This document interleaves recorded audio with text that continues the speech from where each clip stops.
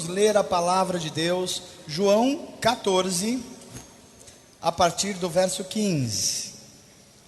Diz assim a palavra de Deus: se vocês me amam, obedecerão aos meus mandamentos. E eu pedirei ao Pai, e Ele lhes dará outro conselheiro para estar com vocês para sempre, o Espírito da verdade. O mundo não pode recebê-lo, porque não o vê nem o conhece, mas vocês o conhecem, pois Ele vive com vocês e estará em vocês. Não os deixarei órfãos, voltarei para vocês. Dentro de pouco tempo, o mundo não me verá mais, vocês, porém, me verão. Porque eu vivo, vocês também viverão. Naquele dia compreenderão que estou em meu Pai, vocês em mim e eu em vocês. Quem tem os meus mandamentos e lhes obedece, esse é o que me ama. Aquele que me ama será amado por meu Pai, e eu também o amarei e me revelarei a Ele. Amém. Vamos orar? Deus, nosso Pai amado, te agradecemos pela Tua palavra. Senhor, peço que o Senhor faça de nós hoje pessoas cujos corações estão abertos e cujas mentes estão cativas do Senhor. Queremos que a Tua palavra cumpra o propósito pela qual o Senhor designou para ela hoje. Que sejamos curados hoje, sarados, renovados, revivificados por essa palavra que é poderosa para fazer isso. Pedimos a ajuda do Teu Espírito, pela Tua graça, que Ele faça de nós terra boa, corações sedentos para absorver e praticar essa palavra de vida. Te pedimos assim, em nome de Jesus. Amém. Meus amados, antes que comece a pregar, estou me lembrando de algo que não posso deixar de falar a vocês. Essa semana nós vamos fazer atos de amor e de misericórdia. Vamos distribuir alimentos, itens de higiene, roupas, como sempre fazemos todos os meses. E o nosso pessoal da ação social está pedindo para vocês fazerem aquelas coisas que vocês sabem fazer bem. O mês passado vocês bateram um recorde. Não, vocês não ouviram o que eu falo. Se eu tivesse falado aqui, olha, o São Paulo fez o segundo gol no jogo aqui. O São Paulo... se eu falava assim, o Corinthians ganhou de um time... A gente vibra por tão pouca coisa, né? Agora eu vou falar de uma coisa muito mais importante que isso. Vocês tiveram o coração generoso, cheio de amor, e bateram um recorde o mês passado de alimentos, roupas e itens de higiene. Amém, amém. Glória a Deus por isso. A gente tem que celebrar essas coisas, porque a gente está se preocupando com aquilo que Deus se preocupa. Gente, pessoas, amém? Então façam isso. A gente pode inclusive bater novo recorde esse mês aqui. Está ali, muitos irmãos já trouxeram no instituto, tragam aqui, a gente vai juntar tudo e distribuir para todos os irmãos. Outra coisa, sábado, esse evento é imperdível aqui, venham, a partir das 6h30 no Ato Jovem, bateras Robson e Fabiano Manhas, dois dos melhores bateristas do Brasil, vão estar aqui, olha, Drummers for Heaven, olha que coisa bonita aqui, né?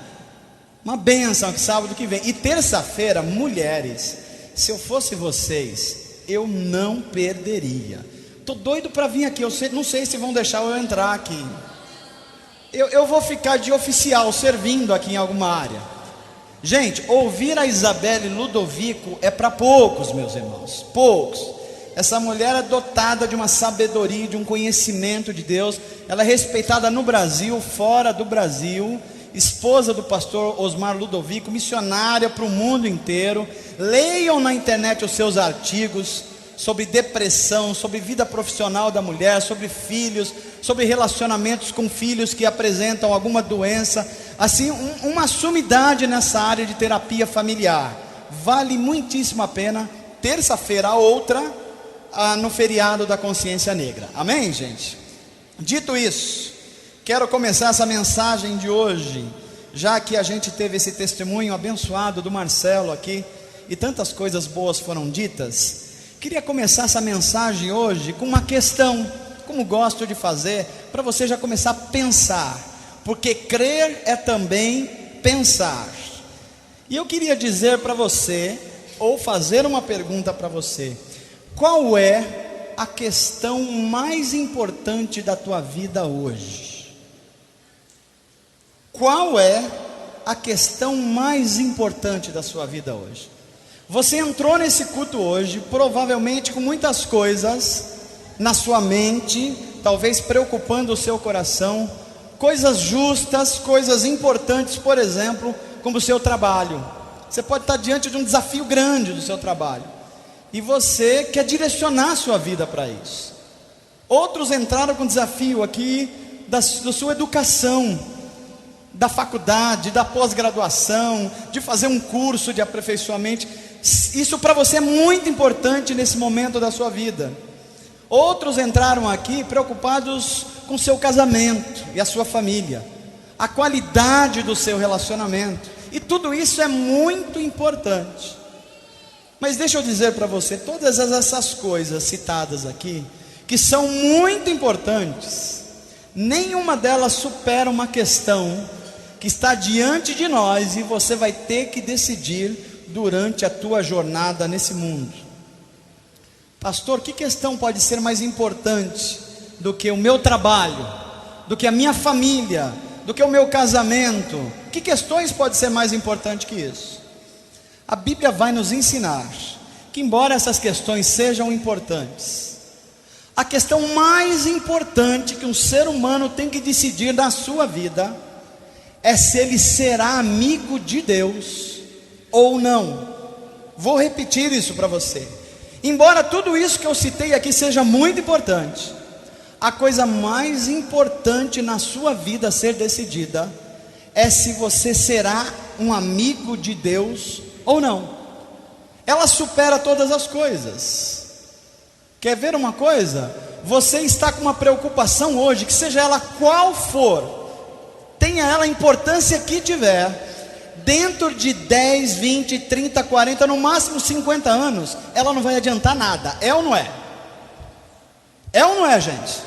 Pode ser qual for a preocupação, dentro de no máximo 50 anos, ela não vai significar mais nada, porque as coisas terão se resolvido.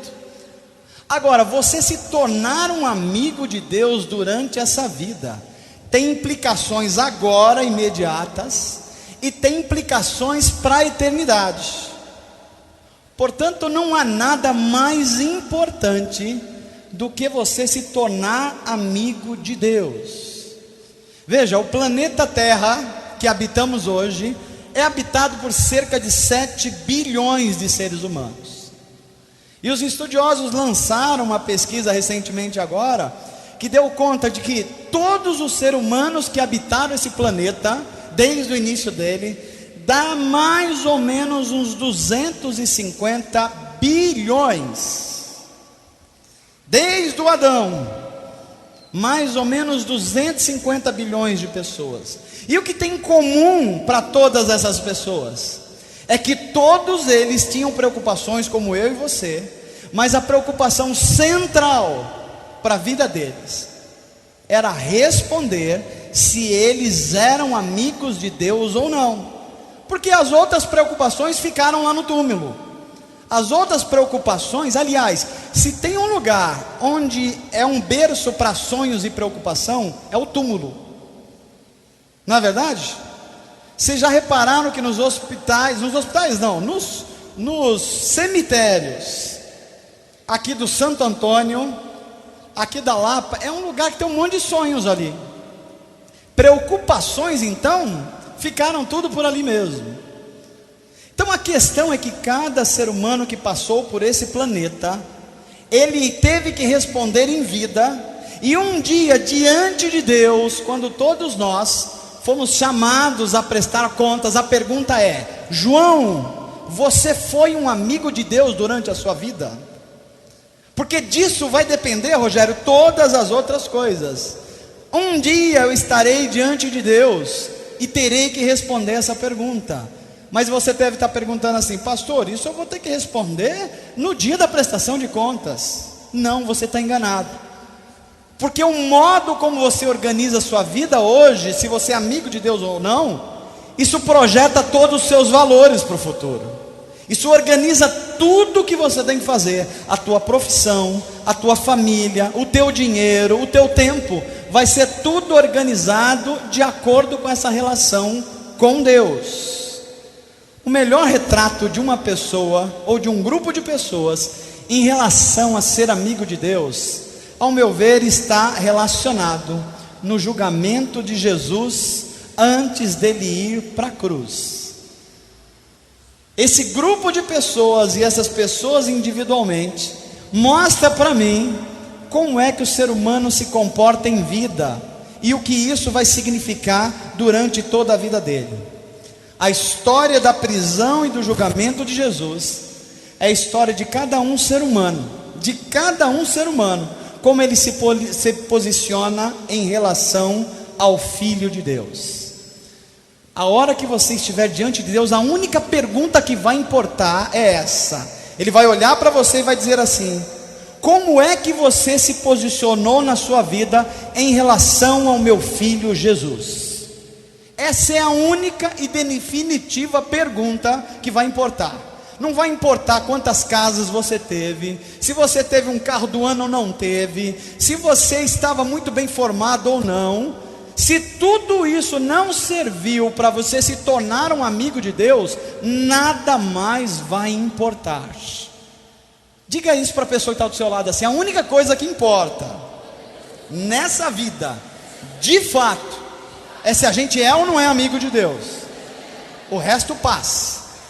No máximo em 50 anos. Amém, gente?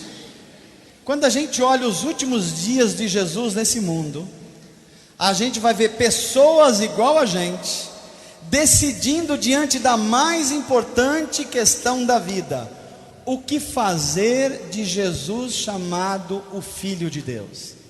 Eu estou me lembrando aqui, estou com 40 anos agora e cresci com muitos de vocês. 40 anos, gente, é isso mesmo. Estão dizendo aqui, tá com um corpinho de 42, Rogério. E eu estou me lembrando que quando criança, junto com alguns de vocês, eu cantava uma música assim: que farei de Jesus chamado Cristo. Quem lembra dessa música? Os quarentões daqui, ó. Ah, tem gente que não está levantando a mão. Obrigado, Wilson, obrigado. Nós dois cantamos essa música: o que farei de Jesus.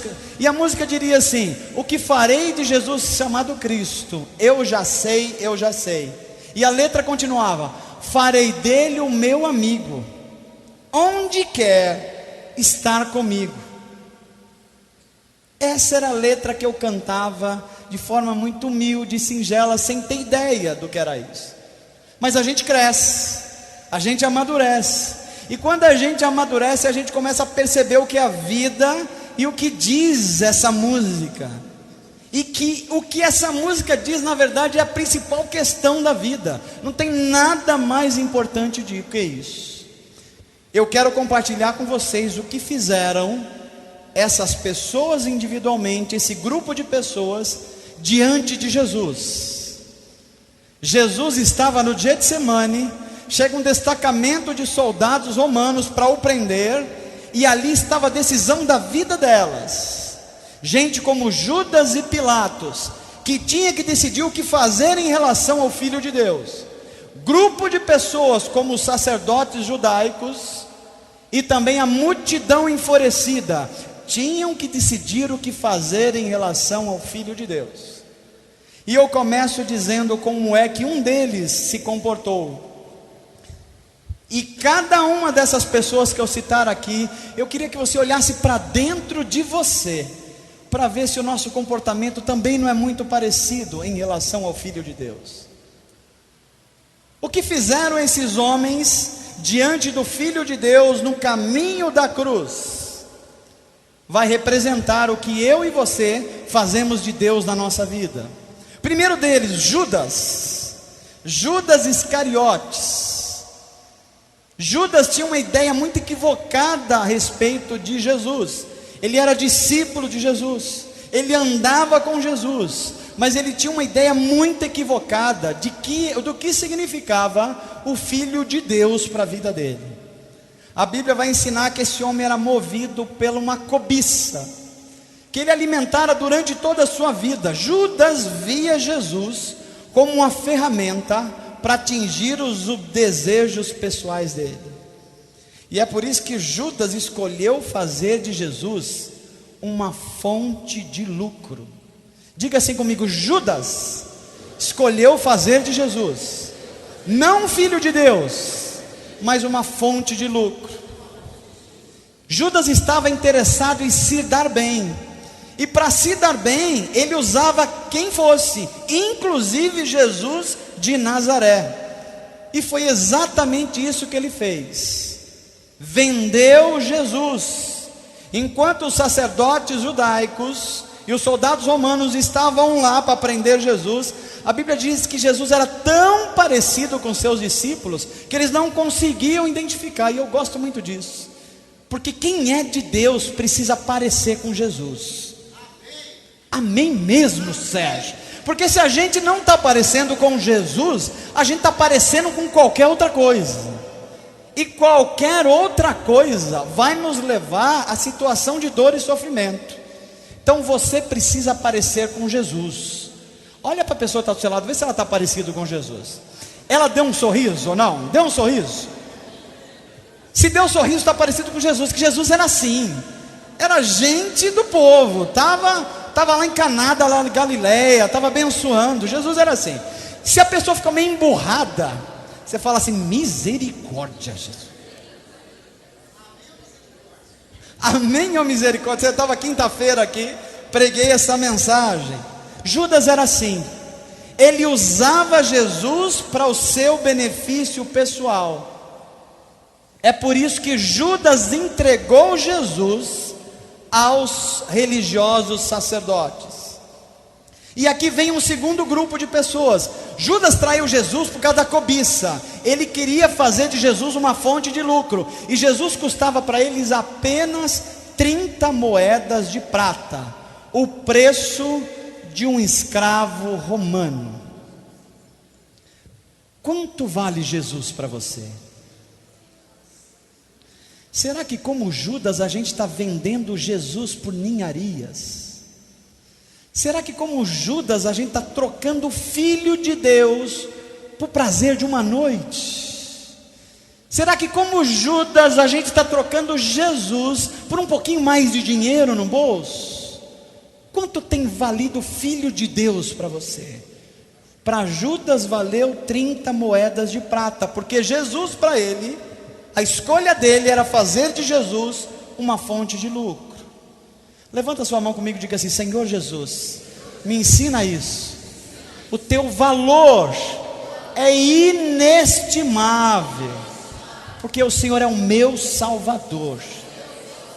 Me ajuda a viver deste modo. Amém, gente?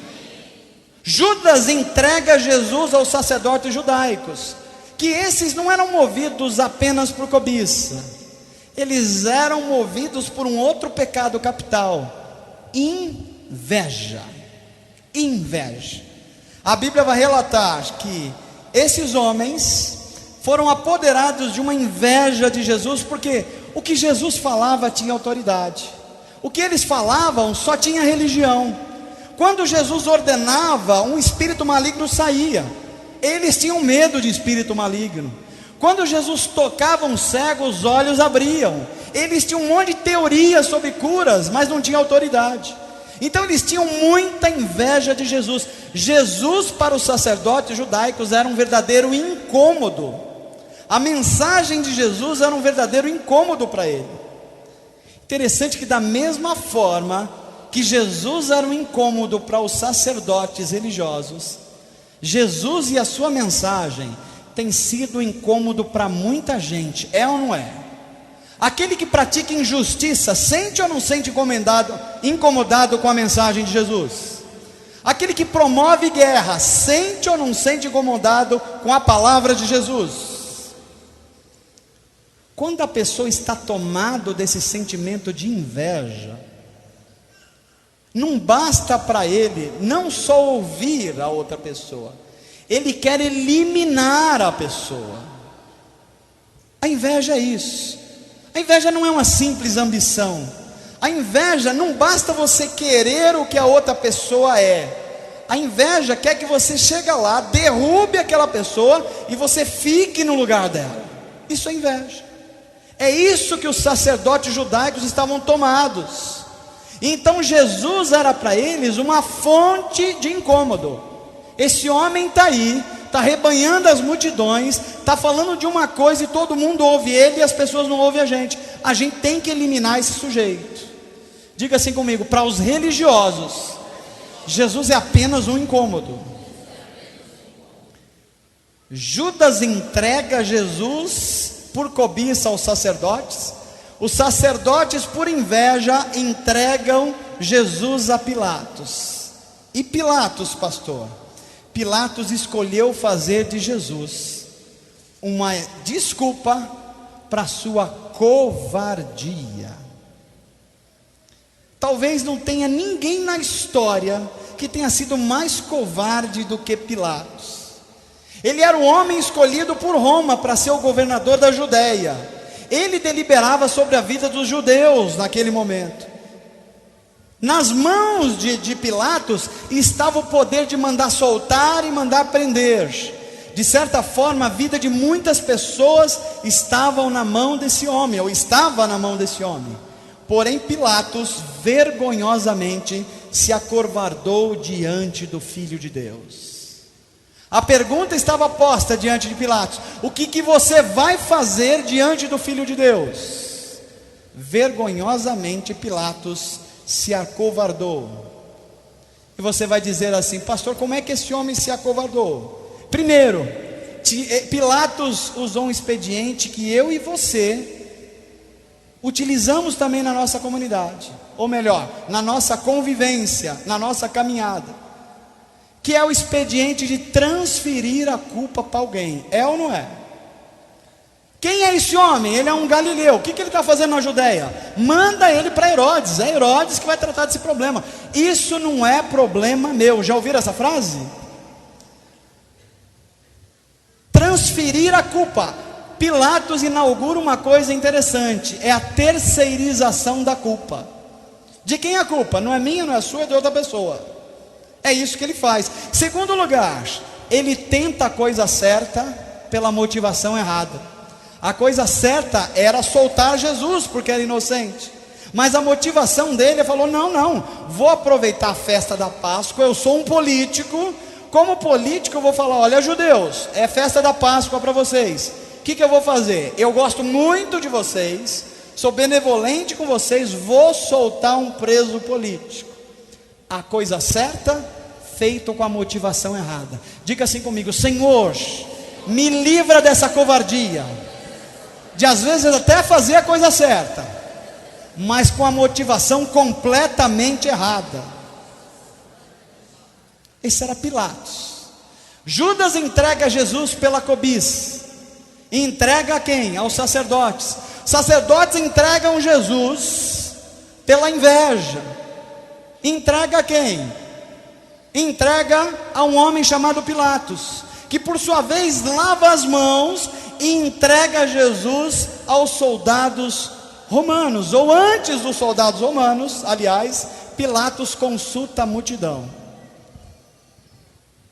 E o que era o Filho de Deus para a multidão que estava absolutamente ensandecida naquele momento? A multidão escolheu fazer de Jesus um bode expiatório, porque a Bíblia vai dizer que Pilatos covardemente lava as mãos, entrega Jesus a uma multidão histérica. E eu fico pensando como nós nos comportamos assim também. Quando a gente está no meio de uma multidão, num monte de pessoas, numa histeria coletiva, a gente é capaz de fazer coisas que tornam a gente irreconhecíveis. É ou não é? Esses dias a televisão estava mostrando que dentre esses torcedores que são verdadeiros hooligans, que quebram estádios, quebram patrimônio, que matam gente.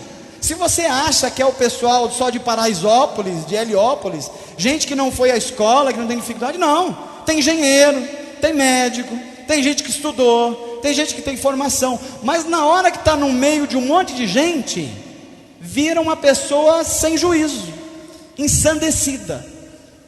Diga assim para a pessoa que está do seu lado: cuidado, quando você estiver no meio de um monte de gente sem juízo, você pode se tornar sem juízo também. Foi o que aconteceu com essa multidão. A histeria coletiva. Está todo mundo quebrando? Vou quebrar. Está todo mundo traindo? Vou trair. Está todo mundo sendo egoísta? Pensando só assim, eu faço isso também. Era o que a multidão escolheu fazer de Jesus. Como essa mensagem de Jesus gerava incômodo para eles, a melhor coisa é eliminar esse homem. Porque quando ele fala, ele fica tocando nas nossas feridas, e a gente não está afim de ficar ouvindo isso não. Quantas vezes eu e você vamos pelo meio da multidão? E eu queria falar uma coisa de Deus para você hoje. Quantas vezes eu e você somos levados pela opinião de uma imprensa e de uma mídia que tem interesses comerciais? A multidão arrasta a gente. Quantas vezes eu e você somos levados pela opinião de grupos influentes, como está acontecendo nos Estados Unidos hoje, em que alguns estados americanos resolveram liberar o aborto, seja apenas por uma decisão da mulher. Ela faz o que quiser com a vida do bebê, não é por causa de um problema de saúde não.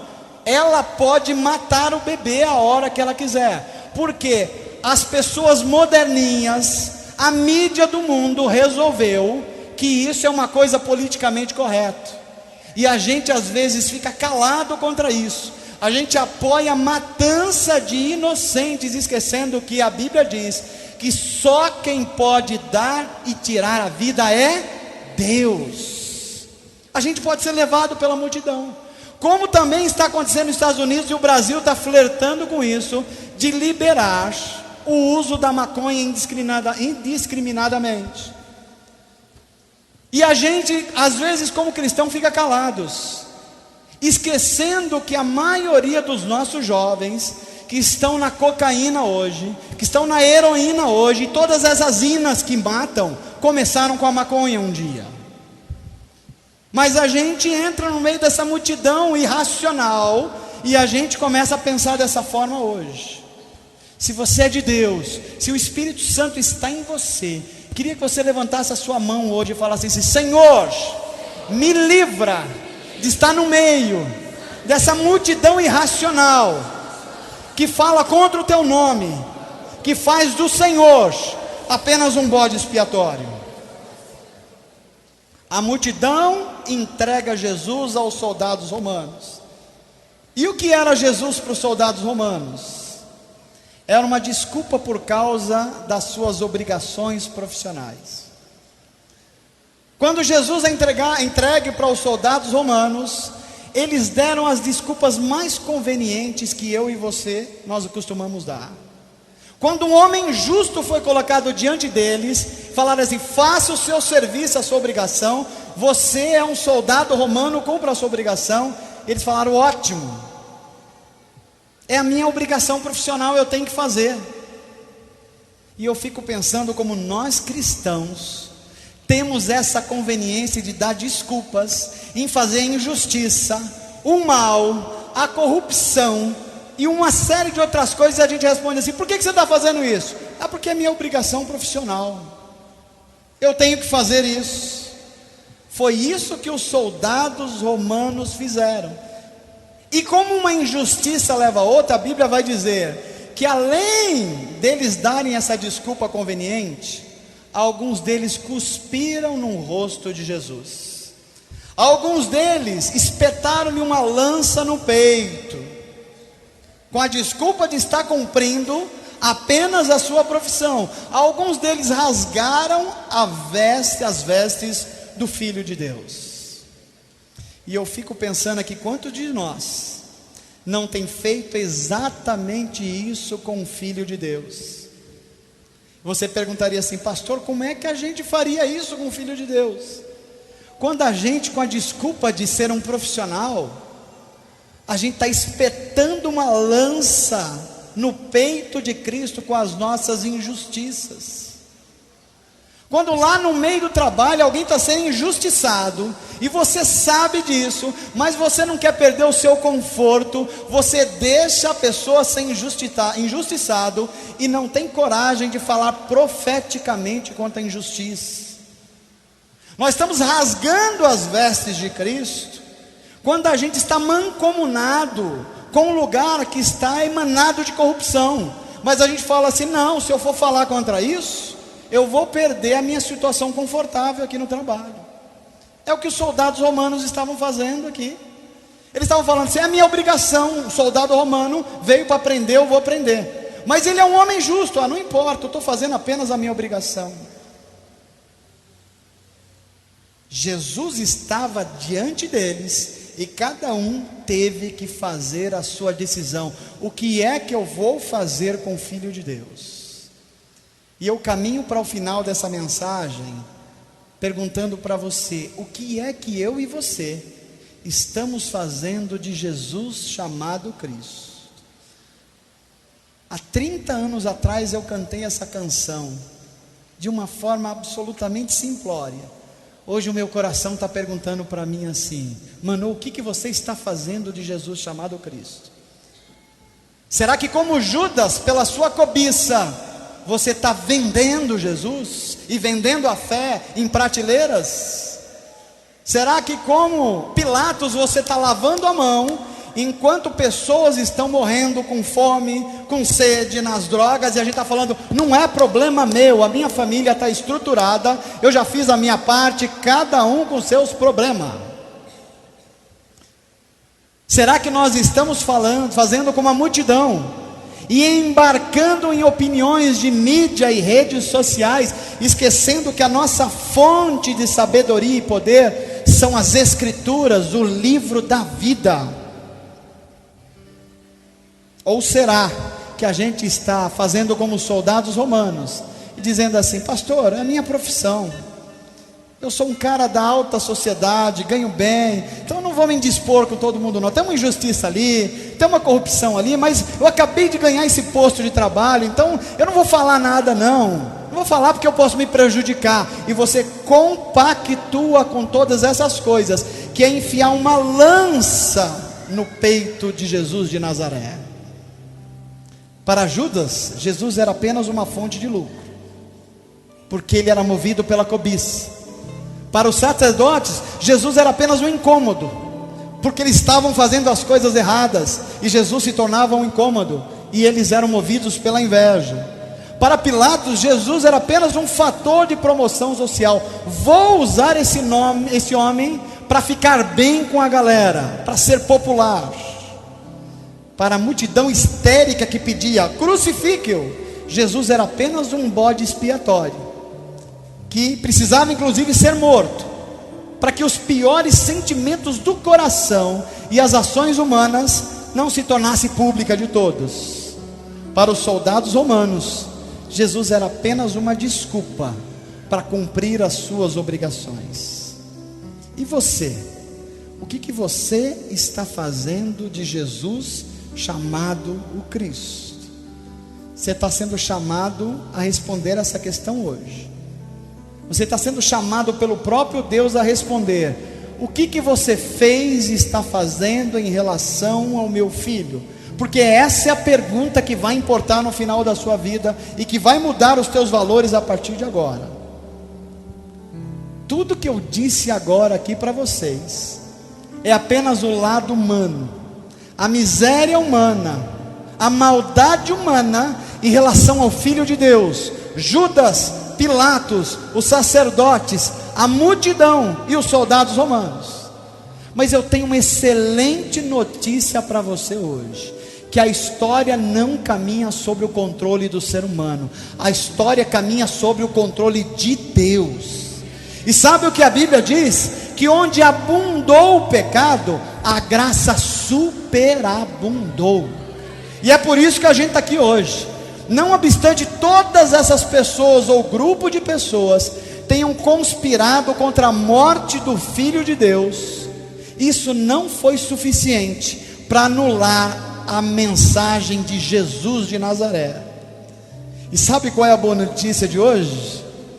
É que embora todas essas pessoas usaram a sua maldade, a sua perversidade contra o Filho de Deus, a Bíblia vai dizer que o controle de Deus está muito acima disso, porque a Bíblia vai dizer que a morte de Jesus foi também um ato de amor de Deus. Glória a Deus mesmo, porque a Bíblia vai dizer: aquele que não poupou o seu próprio filho. Deus não poupou o seu próprio filho porque Ele te amou. Não, você não entendeu o que eu falei. Deixa eu mostrar a sua situação, a minha. Nossa situação: gente ruim, gente injusto, gente que compartilha com injustiça, gente com a mente que nem sempre é a mente de Cristo, gente complicada, gente mal-humorada. Sabe essa gente? Essa gente, Deus amou a gente de tal modo que deu o seu único filho por mim e por você. É isso que a Bíblia está dizendo. Onde abundou o pecado, a graça superabundou. E se você acha que para por aí, a Bíblia vai dizer que não só o Pai doou o Filho, mas a Bíblia vai dizer que a morte de Jesus foi um ato de entrega do próprio Filho. Se Jesus não fosse tocado por profundo amor por mim e para você, nem Judas traindo, nem Pilatos lavando a mão, nem a multidão entregando, nem os soldados romanos teriam poder sobre isso, porque a Bíblia vai dizer uma das frases mais lindas para o ser humano, palavras de Jesus: ninguém tira a minha vida, eu a dou voluntariamente. Não é maravilhoso isso? Ele quis se doar por mim e por você. Gente complicada, gente difícil. É por isso que lá na cruz, no meio da sua agonia do sofrimento, no último suspiro, ele ergue a sua voz e diz assim: está consumado. Cumpri a vontade do meu Pai. Do verbo hebraico tetelestai, está feito. Pastor, o que significa estar consumado? Significa que ninguém mais precisa se sentir solitário, porque com a morte de Jesus, você ganhou agora uma nova família. Você faz parte do novo corpo, amém? Diz assim para a pessoa que está do seu lado: você agora não precisa estar mais solitário, você faz parte de um corpo. Significa que a gente não precisa se sentir mais abandonado, porque agora você não é criatura de Deus, você agora é filho de Deus. Você tem herança, você tem um pai cuidadoso. Significa estar consumado que ninguém precisa se sentir mais aprisionado, porque Ele veio para libertar os cativos, livrar da inveja, do medo, dos impulsos enganosos do coração. Ele está aqui hoje para isso. Sabe o que isso significa? Que você só continua na vida que você está levando se você quiser, porque a Bíblia diz: se o Filho vos libertar, verdadeiramente sereis livres. Amém, gente? Livres do que, pastor? Livre dessa culpa que você está carregando, livre de ceder essa fraqueza que você cede toda hora, livre do medo que está lavando as mãos para a vida, livre da cobiça e da inveja, inclusive da covardia, de não se posicionar diante de Deus. Aí vem Paulo, o apóstolo, e diz assim: quem nos separará do amor de Cristo? Aí o grito de Paulo ecoa por todos os lados, porque ele fala assim: será a tribulação que eu estou passando? Vale a pena eu largar o Filho de Deus por causa dessa tribulação? Ele diz: não. Será a angústia? Ele diz: também não. O que será? O perigo? Também não. E Paulo vai dizendo: não, não, não, nada me separará do amor que está em Cristo Jesus. porque eu fiz dele o meu amigo, e aonde quer que eu esteja, ele vai estar também, porque eu me tornei amigo de Deus. E se você acha que Paulo para por aí, ele vai dizer o seguinte assim: eu estou convencido que nem a morte, nem a vida, nem anjos, nem demônios, nem qualquer outra coisa na criação será capaz de me separar do amor de Deus que está em Cristo Jesus. Isso é se tornar amigo de Deus. Essa é a questão mais importante da sua vida, porque tudo que te preocupa hoje vai passar, tudo que é importante para você hoje vai passar, mas diante de Deus você vai ter que responder: o que é que você está fazendo do meu filho chamado Jesus? Faça de Jesus o seu amigo. Fala assim para a pessoa que está ao seu lado: faz de Jesus o seu amigo. Ele quer andar com você, Ele quer te ajudar, quer colocar você de pé. Faz dele o seu amigo. Ele quer ser o seu Senhor, o seu Salvador. Escolha ser amigo de Deus. Não ceda essa tentação aí, não vale a pena. Vale muito mais a pena caminhar com Deus. Não ceda a injustiça, não. Caminhe com Deus e seja amigo dele, porque é a maior da decisão da sua vida, se você vai ou não se tornar amigo de Deus.